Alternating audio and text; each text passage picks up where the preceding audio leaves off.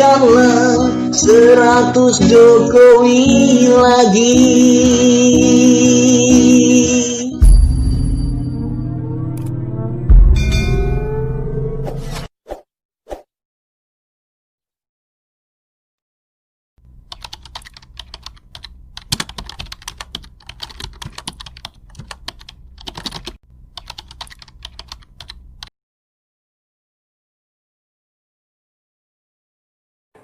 Halo Indonesia, ketemu lagi dengan saya Krisyanto Yen Oni, salam NKRI.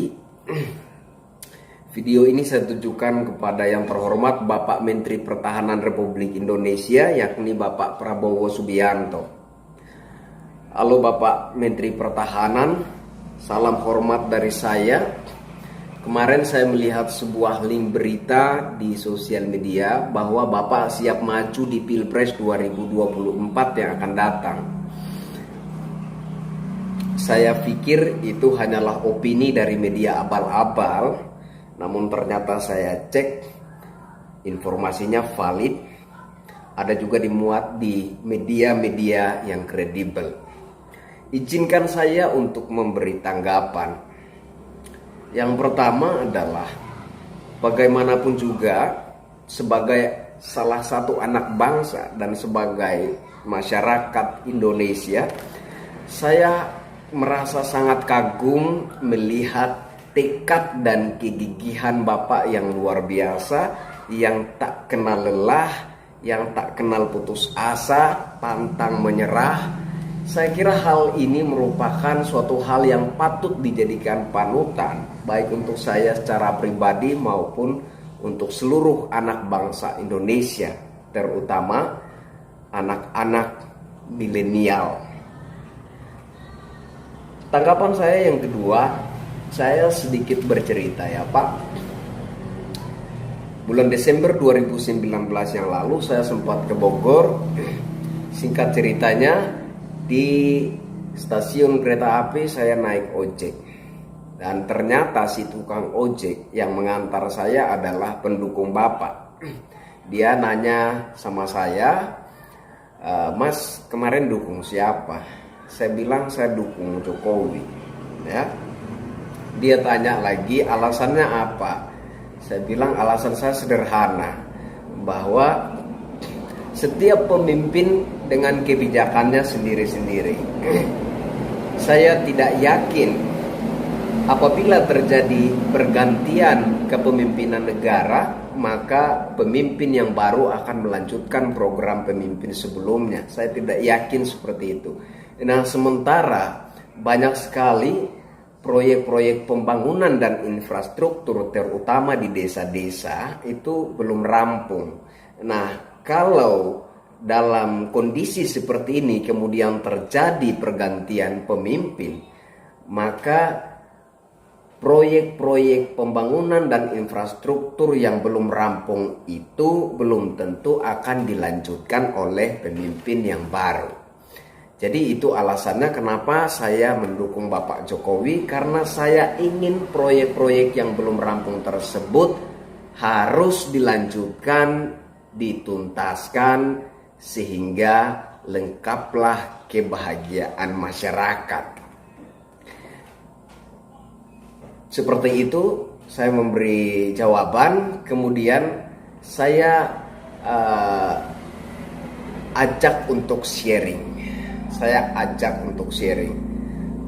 Saya katakan begini, bahwa sebenarnya pada Pilpres 2019 yang lalu, Bapak Prabowo punya potensi yang begitu besar untuk memenangkan pertarungan politik. Saya tahu, saya seorang relawan akar rumput, saya tahu situasi di akar rumput, ya, saya berhadapan langsung dengan realita Pak.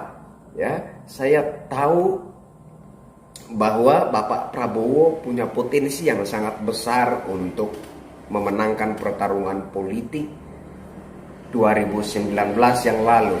Bagaimana tidak, jauh sebelum masuk masa kampanye, relawan Bapak sudah bergerak secara gencar di akar rumput. Relawan-relawan militan Bapak itu sudah bergerak dengan gencar di akar rumput. Disitulah saya melihat bahwa potensinya sangat besar bagi Bapak Prabowo memenangkan pertarungan politik 2019. Namun, ya saya lanjutkan. Namun yang salah menurut saya ada sebuah kekeliruan yang membuat Bapak Prabowo gagal lagi. Kekeliruan yang saya maksud adalah strategi. Ada kekeliruan dalam strategi. Dia semakin penasaran untuk mengusik saya mengungkapkan ini. Saya bilang sebenarnya waktu kampanye saya ingin mengungkapkan ini, tapi karena saya seorang pendukung Jokowi, saya tidak bocorkan. Harusnya ya mendekati hari pencoblosan, isu SARA itu ditekan, diredam. Seharusnya mendekati hari pencoblosan Pilpres 2019 kala itu Pak, isu SARA itu ditekan, diredam. Bahkan kalau bisa Bapak sering muncul di media memberikan statement-statement yang merangkul masyarakat, memberikan klarifikasi yang adem, yang sejuk, seperti itu. Tapi sayang sekali sudah mendekati hari pencoblosan pun isu SARA masih begitu kuat, bahkan semakin hari semakin bertambah panas. Nah, menurut saya inilah sebuah kekeliruan. Dan kemudian ada jejak digital yang menunjukkan kedekatan Bapak atau Bapak itu merangkul kaum yang dianggap oleh masyarakat adalah kaum intoleransi dan kaum yang sering terlihat melakukan aksi-aksi radikalisme atau anarkisme. Hal ini yang kemudian menghadirkan sugesti yang menyeramkan di masyarakat. Hal ini yang kemudian menghadirkan sugesti yang begitu menakutkan di mata masyarakat. Sehingga hari ini saya kasih tahu Bapak bahwa banyak sekali pendukung Bapak yang mundur, balik haluan dari Bapak karena ketakutan akan hal ini.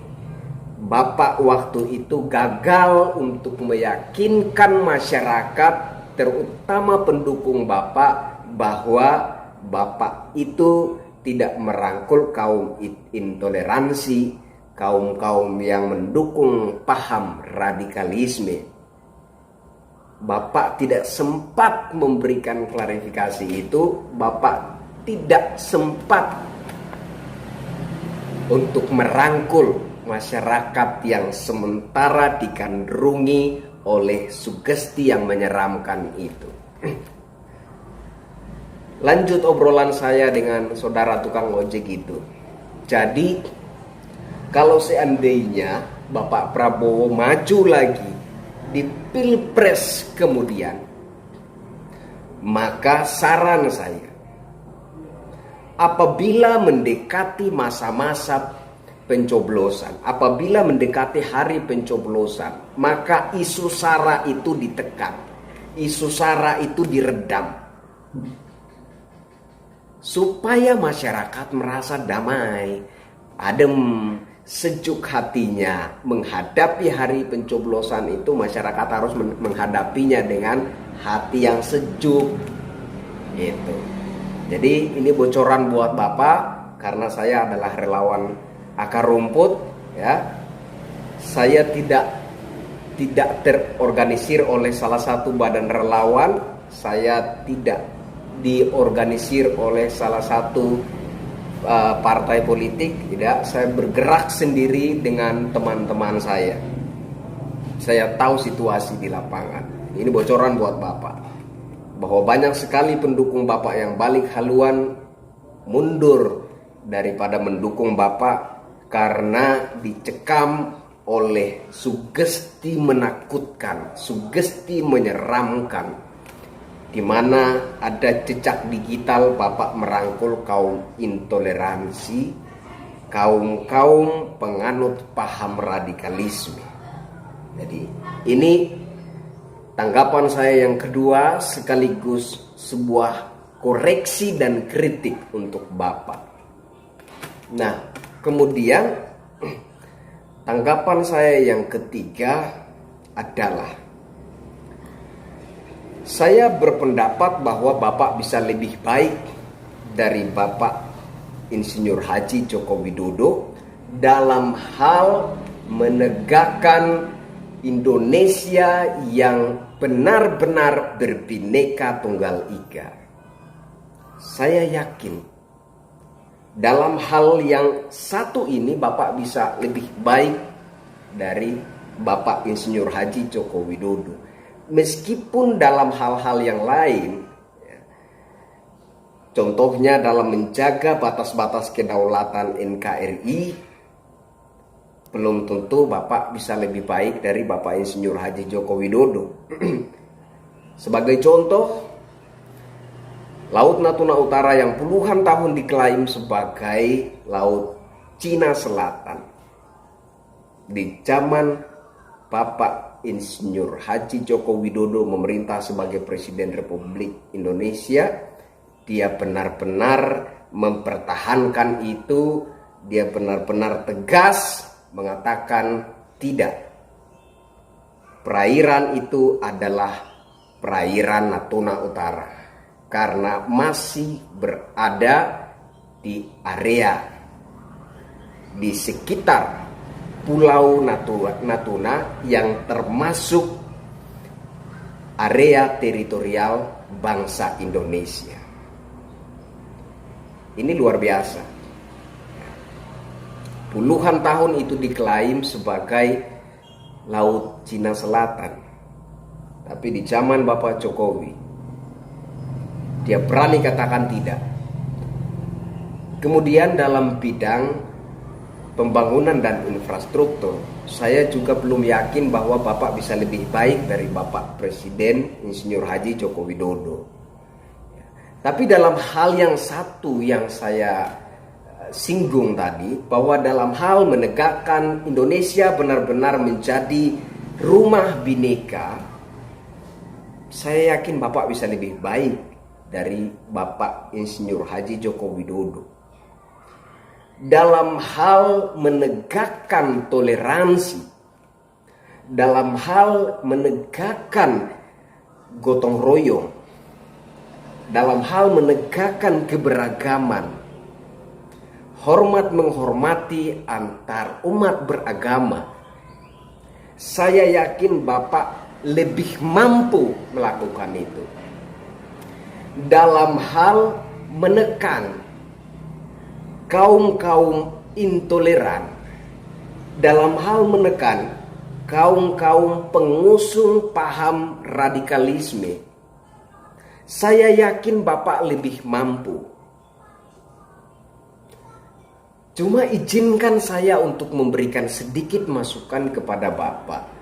Menurut saya, ya mungkin Bapak merasa kurang puas pada posisi Bapak sekarang, yakni sebagai Menteri Pertahanan Republik Indonesia.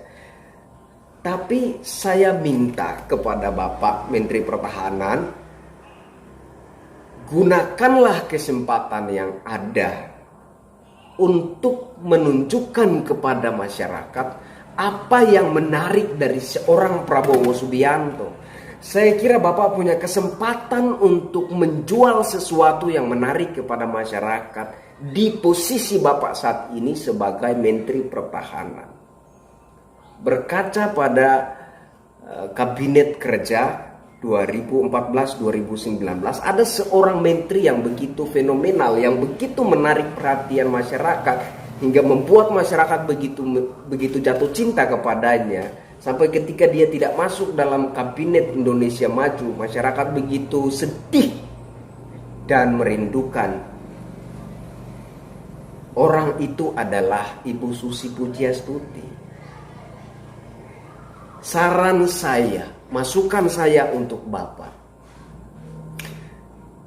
cobalah Bapak gunakan kesempatan ini jika Bapak benar-benar punya tekad menjadi seorang presiden demi menegakkan keadilan yang benar-benar adil bagi masyarakat, seluruh masyarakat, maka saat ini Bapak harusnya menunjukkan kepada masyarakat bahwa Bapak itu layak untuk dipilih oleh masyarakat sebagai pemimpin bangsa.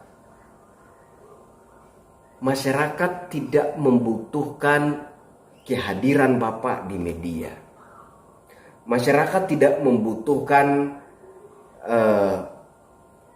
konferensi pers, pernyataan Bapak bahwa Bapak Jokowi sungguh-sungguh bekerja, kinerjanya luar biasa, dan lain-lain sebagainya. Masyarakat tidak butuh itu dari Bapak. Yang masyarakat butuh adalah gebrakan apa yang bisa Bapak lakukan di bidang yang sementara dipercayakan kepada Bapak, yakni sebagai Menteri Pertahanan. Kalau saya boleh kasih masukan kepada Bapak, cobalah Bapak membuat instansi aparat TNI dan Polri ini benar-benar bersatu dan menyatu. Saya kira ini akan menjadi jualan yang paling laris untuk masyarakat. Karena beberapa pemimpin negara telah kita lewati. Sentimen antara aparat TNI dan Polri, mungkin di beberapa tempat TNI dan Polri bersahabat. Tapi pada umumnya di berbagai daerah di negara kita, bahwa ada satu sentimen negatif antara TNI dan Polri yang memang agaknya sulit untuk diatasi sampai benar-benar tuntas. Dalam posisi Bapak sebagai Menteri Pertahanan, ini hanya sebuah masukan dari saya. Cobalah Bapak berpikir ke arah sana. Cobalah Bapak mengupayakan untuk menyatu padukan aparat TNI dan Polri. Apabila ada upaya untuk membenturkan aparat TNI dan Polri, cobalah Bapak hadir di sana memberikan sebuah statement bahwa tidak dibenarkan membuat narasi-narasi provokasi yang arahnya seolah-olah memuji TNI lebih baik dari Polri, atau sebaliknya memuji Polri lebih baik dari TNI. Narasi-narasi seperti ini narasi-narasi pemecah, narasi-narasi yang sangat negatif, yang dampaknya sangat tidak baik untuk bangsa Indonesia. Nah, kalau Bapak bisa melakukan upaya ke arah sana, saya kira itu bisa menjadi satu jualan yang sangat laris untuk dibeli oleh masyarakat. Yang keempat, terakhir Pak. Beberapa hari yang lalu saya membuat status di Facebook bahwa Rocky Gerung dan Fadlizon adalah pembawa siang untuk Prabowo. Saya buat status seperti itu. Itu fakta Pak. Ya. Mungkin mereka punya banyak followers, betul Pak. Ribuan, bahkan mungkin jutaan. Tapi kalau dilihat, ya, followers dalam komentar-komentarnya, kan banyak caci makinya di sana Pak. Nah, yang jadi masalahnya ketika gejala arah pilihan politik ini terkait Pak Rocky Gerung. Gejala bahwa arah dukungan politik Rocky Gerung mengarah kepada Bapak, menurut saya itu suatu situasi yang sangat merugikan Bapak. Kalau Bapak Fadlizon jelas ya kader Gerindra, dan sudah pasti dia mendukung Bapak. Nah, Tapi ada satu hal yang ingin saya sampaikan kepada Bapak, bahwa ketidaksukaannya masyarakat terhadap si Pak Rocky Gerung dan Pak Fadlizon,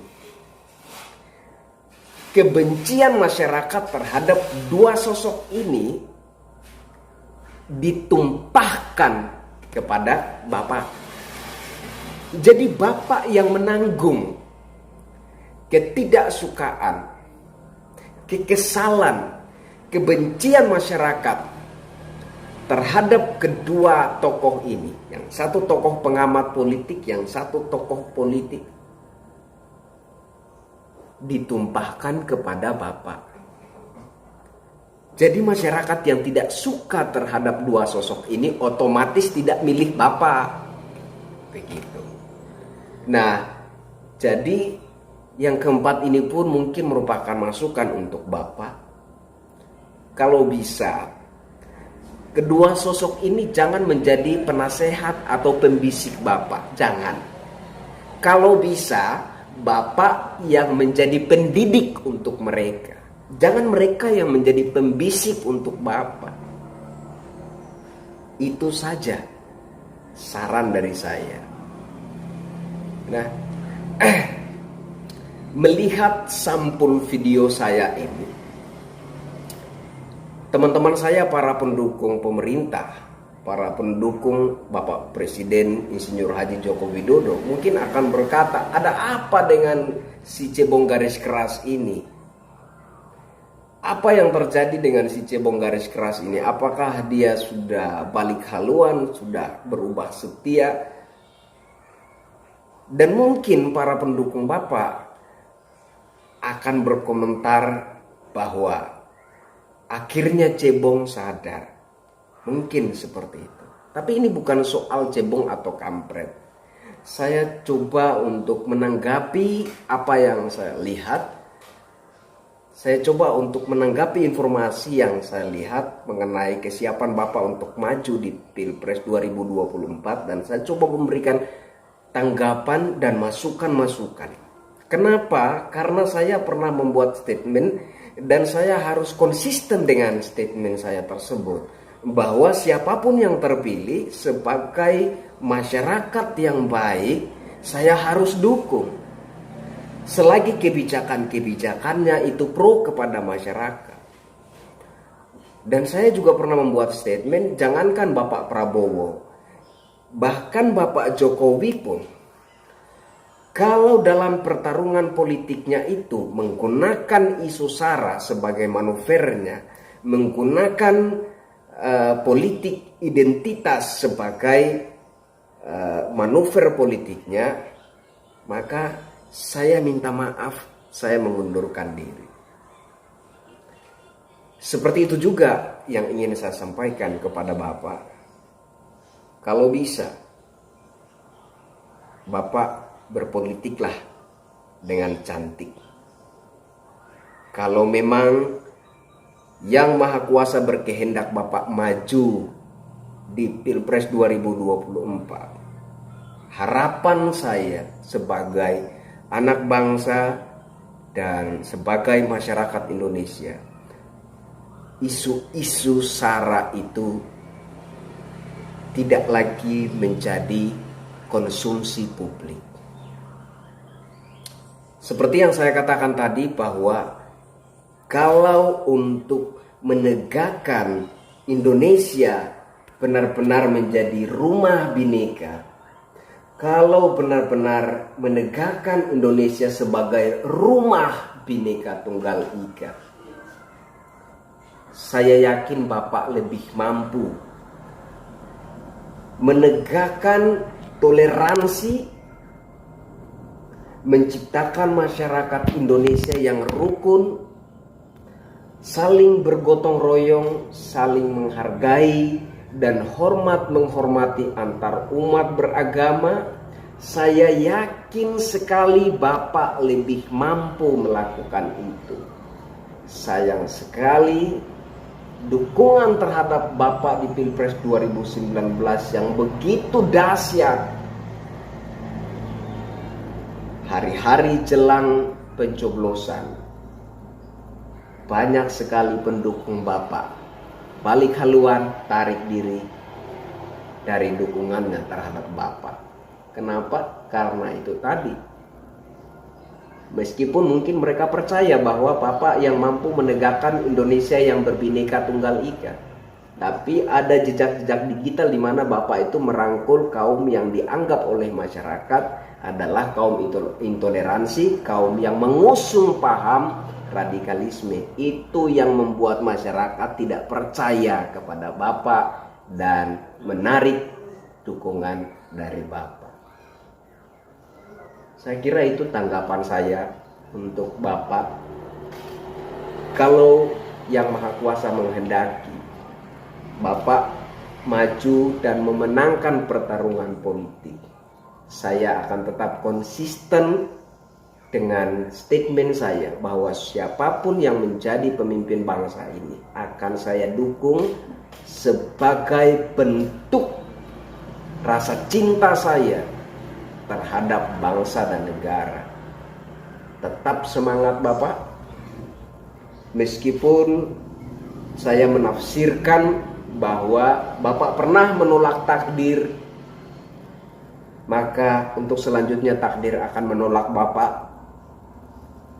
Tapi kalau Bapak mampu melawan kehendak takdir dan Bapak mampu membuat takdir sendiri untuk diri Bapak dan untuk bangsa Indonesia, saya Kristianto Yen Oni akan konsisten dengan statement saya bahwa siapapun yang menjadi pemimpin bangsa ini akan saya dukung sebagai bentuk bakti saya kepada bangsa dan negara. Salam hormat dari saya, Kristianto Yen Oni, NKRI harga mati.